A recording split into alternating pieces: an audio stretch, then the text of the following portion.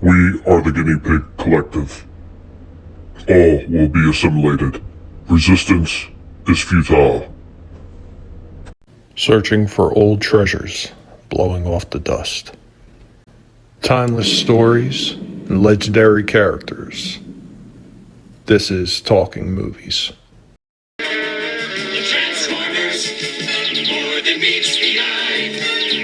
Hey everybody, what's going on? And welcome back to another Talking Movies. So, in keeping with the theme that I started earlier in this week, I will be talking about the Transformers. Now, I know what you're probably thinking. I've already done a movie review on the Transformers, but here's something that you may not know. On September 17th of 1984, the Transformers More Than Meets the Eye had released on TV. Now, this was a limited series. It was only supposed to be 3 episodes, and it was based off the comic book, which I did an earlier video about it. If you would like to see that, I will post a link to it at the end of this video. As I stated in the last one, the comic book came out first.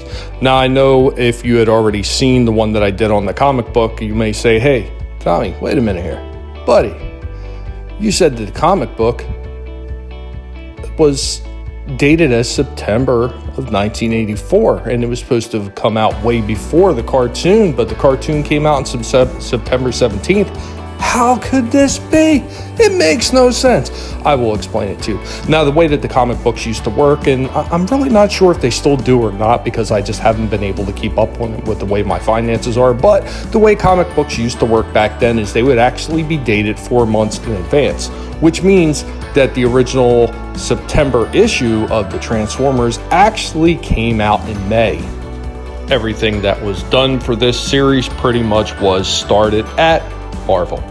Now, this once again leads back into the argument where I say, well, if you're talking about the original canon and what matters most, you have to go back to the comic books, not the cartoon. I'm sorry for some of you that are the cartoon apologists and swear up and down that that's the only one that matters, but oh my goodness, they had made so many mistakes in that cartoon, because even though they took the script pretty much from Marvel and Marvel worked with Sunbow still screwed it up a lot. I mean, one of the easiest things to see what they did is between the 2 cassettes, Rumble and Frenzy. Now, Frenzy is the blue colored cassette bot, and Rumble is the red and black one. This is the way the toy is the way it was in the comic books. Unfortunately, this is not the way it was in the cartoon. Now, originally the cartoon only featured Rumble, and they made him the blue bot. So by the time they came out with Frenzy later on, when this season wound up being continued, they just brought him in as the other color.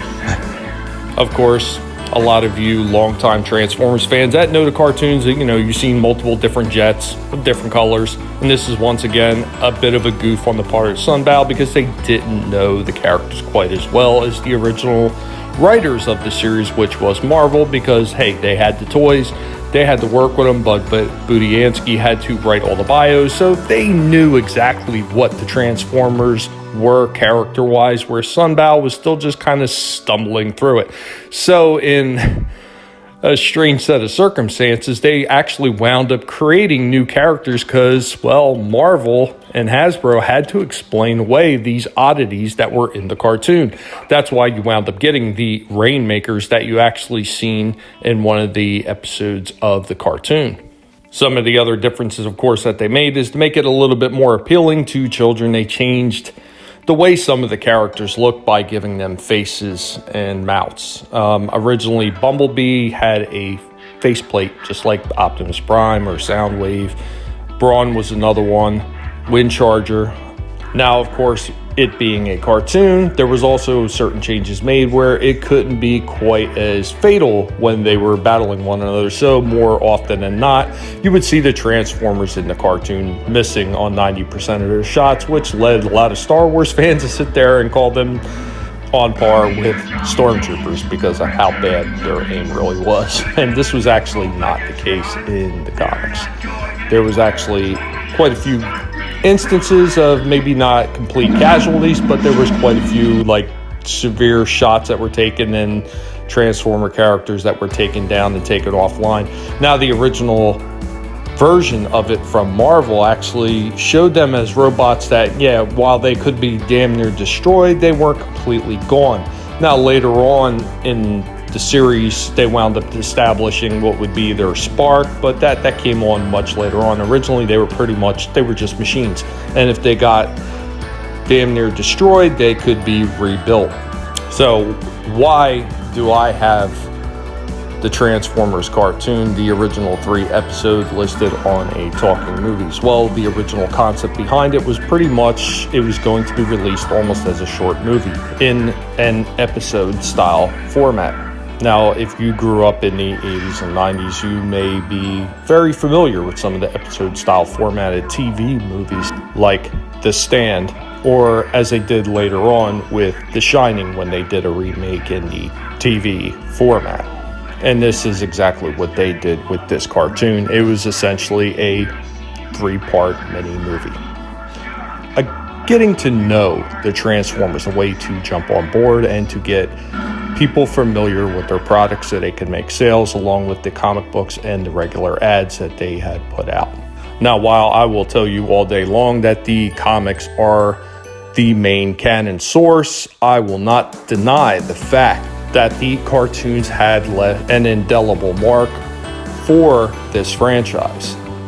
The way these characters were represented and the way that kids could see them on TV and imagine how they would act and what exactly they would do was something that captured the imagination and skyrocketed the sales for Hasbro.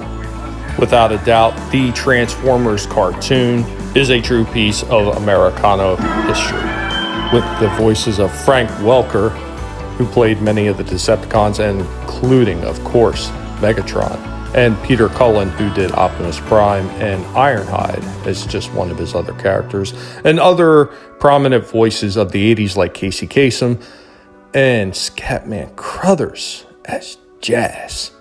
This show is just something that needs to be seen. While the animation may not be the greatest thing in the world, neither was G.I. Joe, and that was a phenomenon as well. Anyway, guys, that's all I have on this one. Did you watch this cartoon when you were younger? Do you have fond memories of it? I know I do. Anyway, let me know what you think down in the comments below. And of course, as always, if you enjoyed what you have heard and what you have seen, go ahead and destroy that like button for me. And for the Guinea Pig Collective. And if you are new to the channel and you don't mind what you've seen and what you heard and you've actually enjoyed yourself, go ahead. Don't be scared. Hit that subscribe button. And I will catch you all next time. Later, y'all.